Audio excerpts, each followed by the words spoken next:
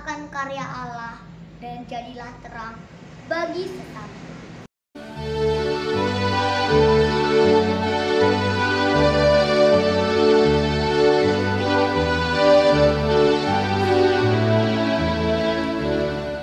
Tuhanlah gembalaku, aku takkan berkekurangan. Salve kawan-kawan yang terkasih dalam Tuhan. Mangga sering kita lihat mulus, tapi tak jarang di dalam isinya sudah busuk. Nanas yang kita lihat buruk di luar, tapi di dalam isinya bagus dan jarang busuk.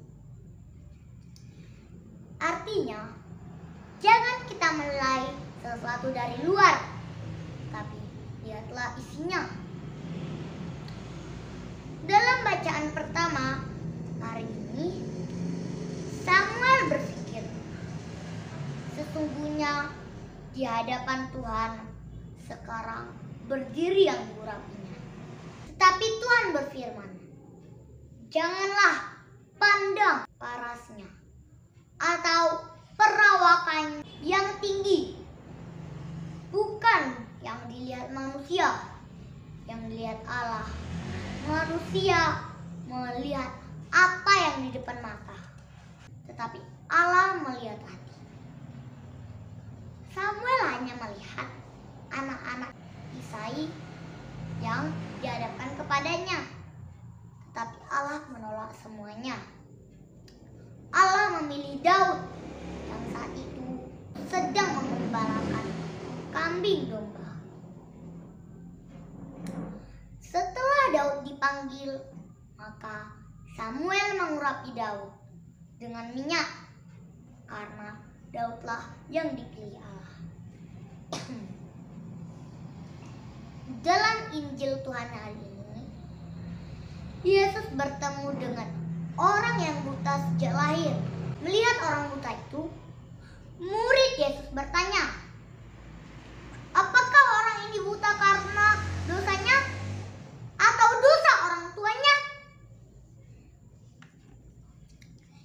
Cara pandang murid Yesus sama dengan cara pandang orang Farisi dan orang Yahudi yang memberi cap pada orang buta, tuli dan kusta, bahwa mereka mengalami penyakit itu karena menjalani hukuman akibat dosa mereka atau dosa orang tua mereka.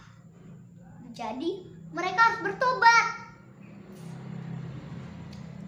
Cara pandang murid Yesus, orang Farisi dan orang Yahudi ini bertolak belakang dengan pandangan Yesus.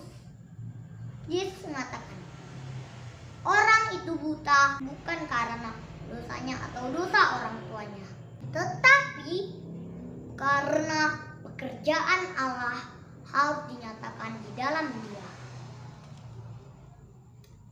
Artinya, lewat orang buta itu, Yesus ingin membuka mata para murid, orang Farisi dan orang Yahudi, dan juga mata kita akan karya kasih Allah.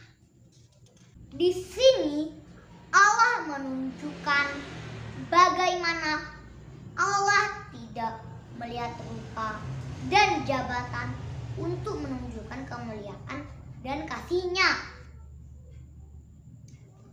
Yesus memakai orang buta yang dianggap rendah oleh masyarakat di masa itu, bukan ahli Taurat atau orang Farisi yang tampak saleh dan berwibawa. Di depan murid-murid Yesus dan sebagian orang Farisi, orang buta yang sudah melek itu mengakui Yesus adalah Tuhan dan sujud menyembahnya. Nah, kawan-kawan yang terkasih, di masa Prapaskah ini Tuhan ingin membuka mata kita, telinga dan hati kita agar dapat melihat, mendengar dan merasakan betapa besarnya kasih Allah dan dapat melihat terang Allah. Karena hanya dengan dapat melihat dan merasakan terang Allah, kita dapat membagikan terang dan kasih-Nya kepada sesama. Jangan berpikiran bahwa tugas pewartaan terang Tuhan itu hanya tugas para pastor, karena itu adalah cara pandang orang-orang Farisi yang dirubah Yesus. Meleklah akan karya Allah dan jadilah terang bagi sesama. Amin.